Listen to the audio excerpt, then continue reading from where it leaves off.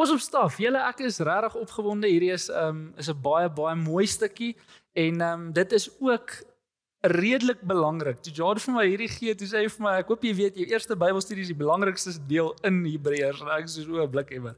Ek moet hierdie nou net reg doen. Vir wat dit werd is, ek dink baie van ons het nou al hierdie vers gelees, veral Hebreërs 11 vers 1. The substance of things hoped for, the evidence of things not seen. Ek dink as jy lank genoeg in die kerksirkeltjies en kringetjies was, het jy hierdie perseel iewers te gehoor. Die realiteit vir my is dat ek het baie keer hierdie vers buite konteks gehoor. So ek het nie die diepte en die volheid van waardeur ons nou gejourney het hierdie laaste paar weke in ag geneem nie, en in dit ook nie regtig besef waaroor dit gaan nie. Ek het altyd gedink is net 'n blanket statement, hierdie is wat geloof is. Maar ons weet dat van laasweek se stukkie af wat John mee geëindig het, dat dit ons eintlik vat na hierdie stuk in Hebreërs 11. Nou, Hebreërs 10 vers 38 en 39 lees ek vir ons: My regverdige sal deur geloof leef, as hy hom egter sou onttrek, het ek geen behaag, en die ander woord hiersovoor is geen, nou kan ek nie eens die woord onthou nie. Hy het geen behaag in hom nie, maar ons is nie deel van enige onttrekking wat tot ondergang lei nie, maar van die geloof wat lei tot behoud van die lewe. So daardie behaag is basies goedkeuring. God het nie hierdie sekerheid. Nou verloor ek myself heeltemal, skus julle. Maar basies dan besef ons dat dit is uit hierdie hoofstuk, die laaste deel in hoofstuk 10, wat ons nou vat na hoofstuk 11 toe. Ons besef ook dat hy is hierso besig om met hierdie Joodse Christene te praat, hierdie mense wat tot geloof in Christus gekom het, maar hierdie background het van die Joodse geloof. En in dit wil hulle byvoeg en hulle begin twyfel, hulle raak mismoedig. En nou sê hy vir hulle nee, maar hierdie geloof is kardinaal. En hoofstuk 11, dan kom hy en hy kom vang hierdie vir ons vas. Nou, ons weet as ons dink aan liefde, het ons 1 Korintiërs 13 in die Bybel, dit word die hoofstuk van liefde genoem. As ons kyk na Hebreërs 11, dan praat ons van die hoofstuk van geloof. Dis in hierdie baie teoloë, die mense wat die Bybel nou al deur en oor gebestudeer het, wanneer hulle praat van hierdie hoofstuk, in Engels dan praat hulle van die Hall of Faith hoofstuk. Nou ek weet nie wie hierso weet wat 'n Hall of Fame is nie. Rock and Roll Hall of Fame, die enige sport wat jy aan kan dink, baseball, basketball, daardie tipe Hall of Fame. Nou, basies in dit wat gebeur is, 'n spesifieke industrie het hierdie klein groepie mense, wat excel het in wat ook al dit was, weet sy dit 'n sport was of 'n kuns of wat ook al, en dit is in hierdie, wat hulle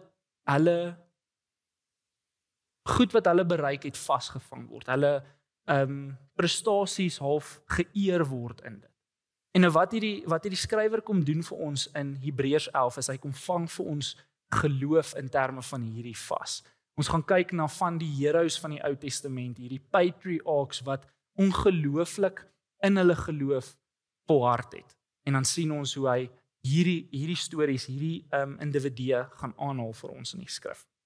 Nou, wat is geloof? En elke keer, ek weet nie of dit net ek is nie, maar wanneer ek vir myself moet definieer wat iets is, dan dadelik dan definieer my brein vir my, wat is dit nie? Nou, ek het op die skerm vir ons die konsep of die wanpersepsies wat so baie mense rakende geloof het. In hierdie het ek 'n paar goedjies vasgevang en ek dink die lys kan nou dalk 'n bietjie langer lyk, maar hierdie is die myn wanpersepsies wat daar is rakende geloof, en ons gaan 'n bietjie gesels oor wat geloof nie is nie. So party mense glo dat eerstens geloof is blinde optimisme. Ek glo dinge gaan uitwerk, dit gaan amazing wees, ek gaan nie 'n worry in die wêreld hê nie, want dit is net hoe dit is. En is great om optimisties te wees, ek is 'n redelike positiewe mens, maar wanneer dit nie gevestig is op enige iets nie, dan noem ons dit blinde optimisme, ons noem dit nie geloof nie.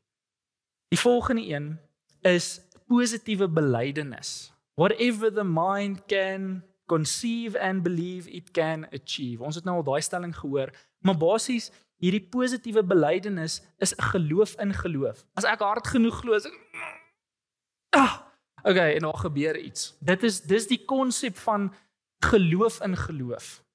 Maar weer eens, dit word nie gevestig op enige iets nie.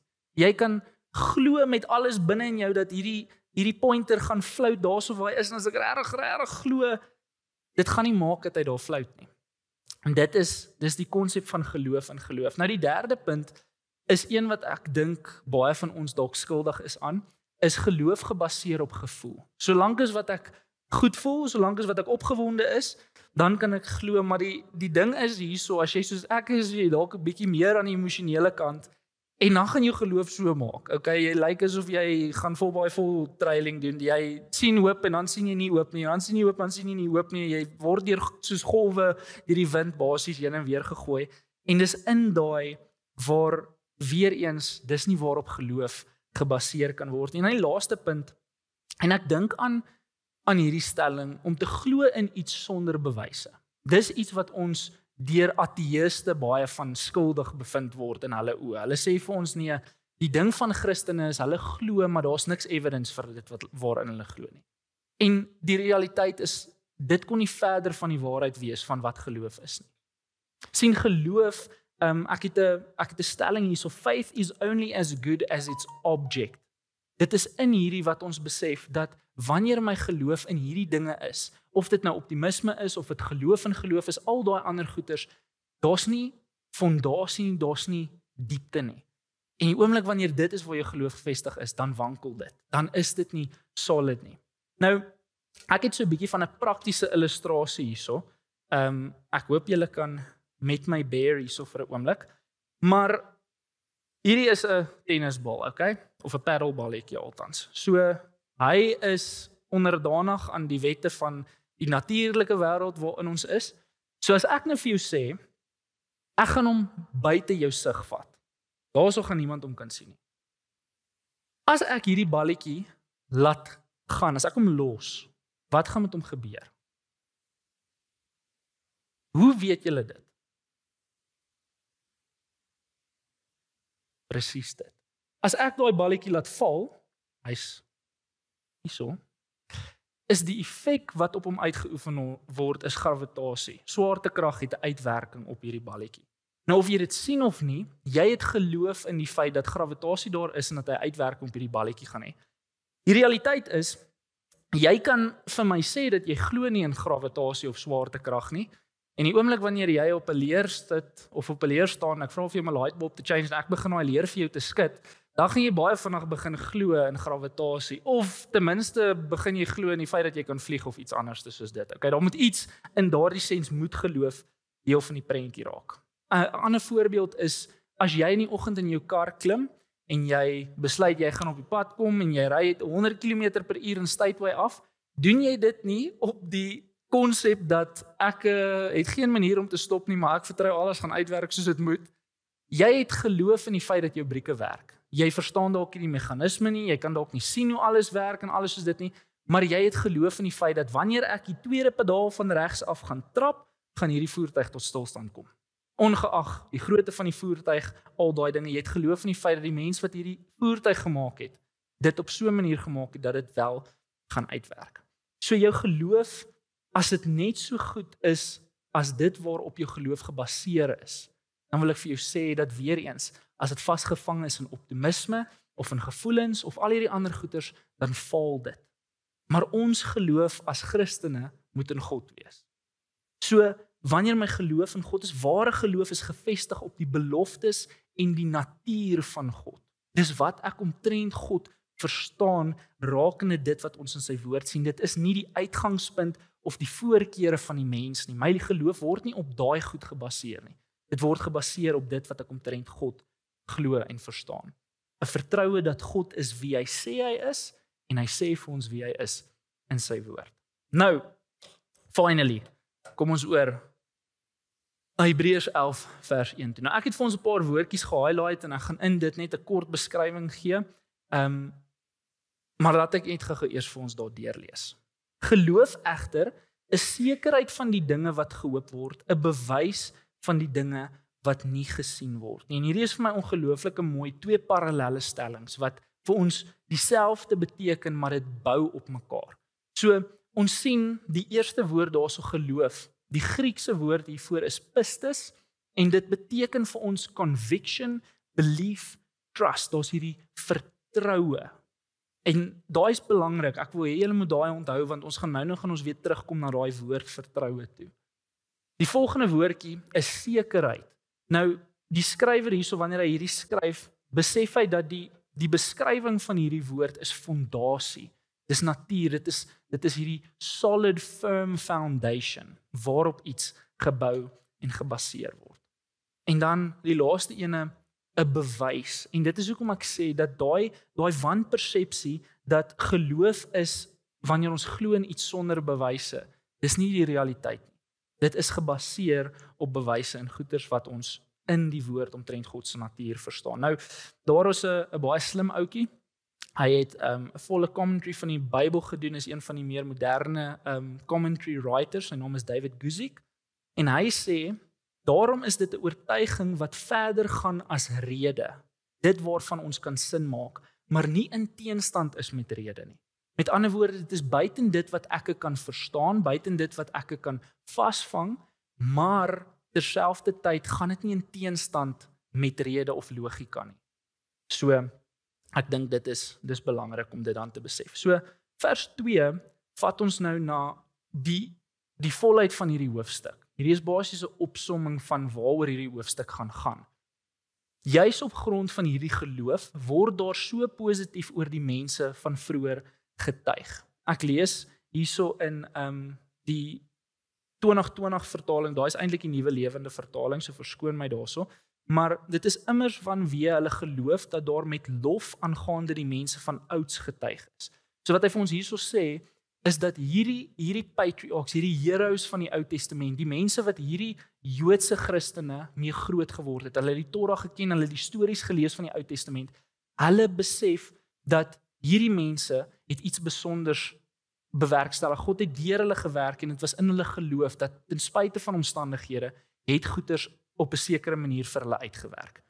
En dan weet ons dat wat hy van praat hierso is die getuienis wat hulle dra, dat ons weet dat nou in die woord as ons terugkyk kan sien ons hoe hulle geloof vir hulle iets beteken het.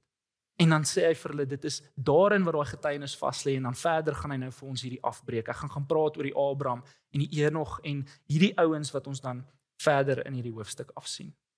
Nou wat ook vir my opvallend is die feit dat hierdie mense wie hy nou besig is om aan te spreek, is mense wat besig is om te wankel in hulle geloof. Hulle is besig om weg te draai, hulle is besig om te twyfel.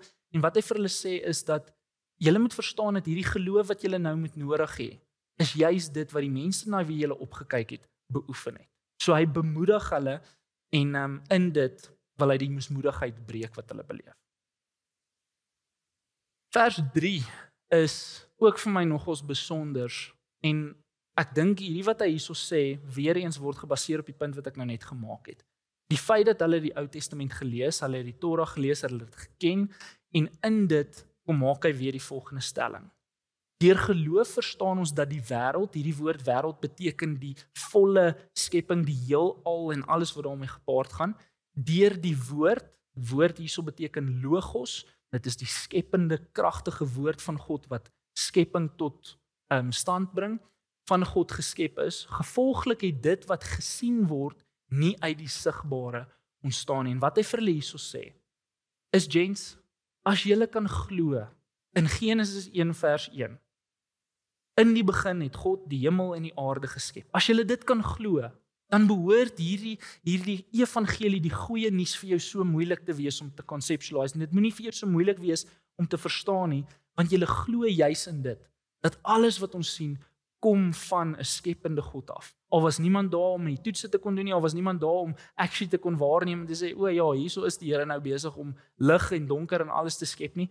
Daai kom uit geloof uit. En wat hy vir hulle sê is dat dit is hierdie einste geloof, soos wat hy in hoofstuk 10 vir hulle sê, wat ons nou in moet volhard. Ons gaan dan oor, en die volgende 2 verse is my moeilik om eintlik af te breek, maar wat ek kan doen is, ek kan terugverwys na waar hierdie stories op fokus en klem lê. So, ons lees hierso, deur geloof het Abel 'n beter offer as Kain aan God gebring, waardeur getuig is dat hy regverdig was, toe God oor sy gawes getuienis gelewer het, en deur geloof praat hy nog steeds, al het hy gesterf. Nou, die 2 woorde wat hierso vir my uitstaan, ek het hulle nie gehighlight daarso nie, maar is regverdig en geloof. Ons ken die storie van Kain en Abel. Kain het sy offer gebring, Abel het sy offer gebring en dan weet ons dat God was tevrede gewees met Abel se offer, maar hy was nie tevrede gewees met Kain se offer nie. En 'n mens kan nou in diepte gaan en dit gaan uitfigure oor hoekom dit nou die geval is, maar wat die skrywer vir ons hierso sê, is dat dit was as gevolg van Abel se geloof, dat dit vir God regverdig, dat hy vir God regverdig was, en dat sy offer vir God goed was. En dan sê hy hierso, en deur geloof praat hy nog steeds, al het hy gesterf. Nou weer eens, jy kan na verskeie interpretasies kyk, maar wat vir my mooi is die feit dat as ons lees in daai stuk, dan vra God vir Kain, waar is Abel jou broer? Ek weet nie, sê hy met 'n skerp antwoord. Ek is mos nie sy oppasser nie, maar die Here sê vir hom, wat het jy nou aangevang? Die bloed van jou broer roep na my, daar waar dit op die grond geval het. En wat vir my opvallend is hierdie, dis dat hy trek hierdie parallel tussen die feit dat soos wat Abel se bloed uitgeroep het en getuig het van die onreg wat teenoor hom gedoen was, so getuig Abel se geloof nou vir hierdie mense in hierdie konteks vir hulle van die gewig en die belangrikheid van geloof. So dit is vir my ongelooflik mooi, en dan gaan ons oor na vers 5 toe, en aan die kant toe. Oor Henog, weer eens 'n bekende storie, maar ek lees vir ons eers vers 5. Deur geloof is Henog weggeneem, sodat hy nie die dood gesien het nie, en hy is nie gevind nie, omdat God hom weggeneem het. Want voordat hy weggeneem is van hom getuig dat hy God behaag het, dat hy God tevrede gestel het. Genesis 5 vers 24 lees ons net kortliks oor hierdie, maar dis vir my ook belangrik om hierdie te noem. Hy het sy lewe lank baie naby aan God gelewe. Toe het hy verdwyn, want God het hom weggeneem. En wat ons lees in hierdie stuk is, hy het 'n baie unieke, nabye verhouding met God gehad. En dis in hierdie wat ek nou gepraat het, daai oor die vertroue, daai wat ons gesien het wat geloof, deel van die definisie van geloof, is daai vertroue. En in hierdie besef ons dat daai kom in verhouding met God. En ons gaan verder daarop fokus nou in die laaste vers, en ons gaan seker die langste tyd spandeer op hierdie versie, maar dis vir my so mooi. Sonder geloof is dit onmoontlik om God te behaag, om God tevrede te stel. Want wie tot God nader, moet glo dat hy bestaan en dat hy die beloon wat hom soek. Wat vir my mooi is omtrent hierdie stuk, is hy sê vir ons dat geloof is nie net geloof dat God bestaan nie, maar dit is geloof dat hy die beloon wat hom soek. Dit is vertroue in wie God vir ons as gelowiges is. En wat belangrik is om te verstaan in dit, is ons sien dit met Abraham ook. Hy word verwys na as die vader van geloof. Dis in dit word hy ook gepraat van 'n vriend van God. En ons sien hierdie tension tussen geloof en vertroue en verhouding. En ek wil sê, en ek dis op hierdie wat ek die stelling maak, dat geloof sonder vertroue is nie werklik geloof nie. Want dit is wanneer geloof tot die toets gestel word, op die proef gestel word, waar ons werklike geloof beleef en sien. So wanneer wonderwerke in kontras staan met geloof, of dit wat ons nodig het om te gebeur, dan wankel ons geloof. En die hartseer ding is hierso, is dat ons geloof in natuurlike wette oorskry ons geloof in die een wat daardie wette in plek gesit het. En dis vir my scary, dis hierdie, ek glo God het geskape, ek glo dat hy het alles wat ek sien het hy in plek gestel, ek glo dat al hierdie wette is in plek. Maar wanneer dit kom by 'n uitdaging, wanneer die dokter vir my bel en vir my sê, hoor hierso, ons is jammer, maar jy het kanker. Is my geloof in die feit dat ek dien 'n God wat heers oor hierdie effekte, wat heers oor die wette van die natuurlike wêreld? Of draai my geloof na medisyne toe, draai my geloof na dit wat mense vir my kan doen, na 'n uitslaa van die hospitaal? Waartoe gaan my geloof in daardie situasie? Wanneer my besigheid vir 4 maande nie 'n wins draai nie, begin my geloof te draai na dit wat ek besig is om te sien en waar te neem in my besigheid, na die moeilike omstandighede? Of raak my geloof sterker, want ek besef dat in hierdie is God steeds God. In hierdie is hy nog steeds die een wat heers. So ons lees die storie van Abraham en Sara. En ons ken hierdie storie baie goed. Hulle word, God sê vir Abraham, dat hy 'n nageslag sal hê, dat hy baie nasies oor sal heers, en dat daar konings uit sy nageslag uit sal kom. En dan kom Abraham op 'n stadium, en ek gaan vir julle nou al hierdie afbreek. Maar ek lees vir ons in Genesis 15, vers 3 tot 6. Abraham het ook gesê, kyk, vir my het u nie 'n nageslag gegee nie. Kyk, 'n seun uit my huishouding gaan my erfgenaam wees, en wanneer hy praat van hierdie bedoel hy, dis nie iemand wat uit hom gebore is nie. Maar kyk, die woord van die Here kom toe tot Abraham. So iemand sal nie jou erfgenaam wees nie, slegs een wat uit jou liggaam voortkom, hy sal jou erfgenaam wees. Toe neem hy Abraham na buite en sê, kyk maar op na die hemel en tel die sterre, as jy in staat is om hulle te tel. En hy sê vir hom, so sal jou nageslag wees. En dan sê vers 6, hy het die Here geglo. Punt. Hy het getwyfel in die feit dat hy ouer was, en die feit dat Sara ouer was, daar was hierdie worsteling binne in hom gewees, en hy is eerlik daaroor, en toe sê die Here vir hom, maar ek sê vir jou, hierdie is wat gaan gebeur. En in dit glo hy oombliklik. En dan lees ons, en hy, hierdie praat hulle van God, het dit vir hom as geregtigheid toegereken. Hierdie geloof wat hy nou het in die feit dat God het hierdie belofte gemaak, hy hoef nie meer te twyfel nie, daarin is sy geloof vasgevang. En dan weet ons dat in dit stel hy God tevrede. En daar's hierdie geloof, vertroue, verhouding wat ons beleef. En dit is hoekom ons sien dat Abraham was 'n vriend van God. Daai nabye verhouding, dieselfde waar Henog 'n nabye verhouding met God gehad het, sy geloof word hierso van gepraat. En ons besef dat geloof is nie hierdie meganiese ding wat ons uitwerk nie, dis nie 'n formule van dingetjies wat ek bymekaar gooi en dan dis hoe dit lyk nie. Dit is vir ons baie, baie eenvoudig. Geloof is dus uit die gehoor, en die gehoor is deur die woord van God, Romeine 10 vers 17. En ons ken hierdie stuk so goed. Maar wat vir my mooi is dat dis nie die memorisering van skrif nie. Dis nie dat ek sit en ek moet nou daai goedjies onthou en dit is nou waarop my geloof baseer word nie, maar dit kom in my tyd wat ek in die woord spandeer en tyd wat ek die woord hoor en luister na mense wat dit verkondig, wanneer ek lees, wanneer ek mediteer op die skrif, dan is ek besig om my Skepper te leer ken. Ek begin sy natuur verstaan, ek begin sy hart te verstaan en my vertroue in hierdie spasie begin groei. En in dit groei my geloof. En dit is hoekom Paulus ook dan sê dat dit is in die moeilike omstandighede wat ons geloof gekweek word. Want dit is wanneer my geloof op die proef gestel word. Dit is wanneer ek ten spyte van omstandighede, ten spyte van die feit dat Sara soveel ouer is, ten spyte van die feit dat al hierdie goeders is wat dit is, gaan ek nog steeds glo dat God is die een wat vir my gaan goed in plek sit. Nou, ek het 'n vinnige storie wat ek wil deel rakende hierdie konsep van vertroue en geloof. Ek is die oudste van 3 boeties en my jongste boetie is 17 jaar jonger as ek. So daar is nogals 'n hele age gap. Maar die ongelooflike vreugde en voorreg wat ek gehad het in dit was om hom in sy jongste jare te kon beleef en hulle is verskriklik oulik, hierso tussen 1 en 5.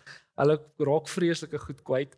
En in dit is ons eintlik die eendag besig om so 'n tipe van 'n full trip te doen. En my boetie sit voor by sy ma en my pa moet op een van hierdie paaie moet hy omdraai. Nou daar's soos 'n klein helling, man, ek dink dit is nie eers so hoog soos wat hierdie verhoog is vorentoe nie. Maar hy het 'n ongelooflike vrees vir hoogtes. En nou sit hy so hier voor by die dash, my pa wil omdraai en soos wat my pa so nader kom, begin hy so vas te trap, maar jy sien hy flex elke spiertjie en as my pa hare gehad het, hy hulle uitgetrek, maar hy druk so vas. Hy sê pappa nee, moenie. En dit vat vir my pa om net een woord te sê. Sena, Dad is in beheer. Dis al wat hy sê. Jy sien dadelik hoe die klein armpies en beentjies almal so relax en hy kan eintlik weer rustig sit. En ten spyte van die vrees wat hy beleef en die omstandighede wat om hom is daar die vertroue want hy ken sy pa. Hy weet wie sy pa is. Hy weet die uitwerking wat hierdie situasie gaan hê. En dis wat gebeur vir my en vir jou. Dit is wat gebeur wanneer ons die hart van God begin snap, wanneer ons tyd in die woord spandeer en ons begin hierdie geloof te bou. Ek sluit af met 2 stellings. Geloof is die vertroue in God, al twyfel ons in ons omstandighede. Geloof is die hoop in God, ten spyte van die hopeloosheid van die wêreld. Daarin word geloof vasgevang en dit is in hierdie spasie waar ons omstandighede vir ons moedeloos lyk en al hierdie ander goeters wat werklike vertroue in God op die spel gesit word. En in dit weet ons, deur tyd in die woord te spandeer, deur om te leer ken, dat hy is getrou. Ons baseer nie hierdie geloof op valse en leë idees nie, ons baseer dit op die feit dat hy oor en oor gewys het hoe getrou hy is, dat hy oor en oor gewys het dat hy hou by sy beloftes wat hy vir ons as sy kinders maak.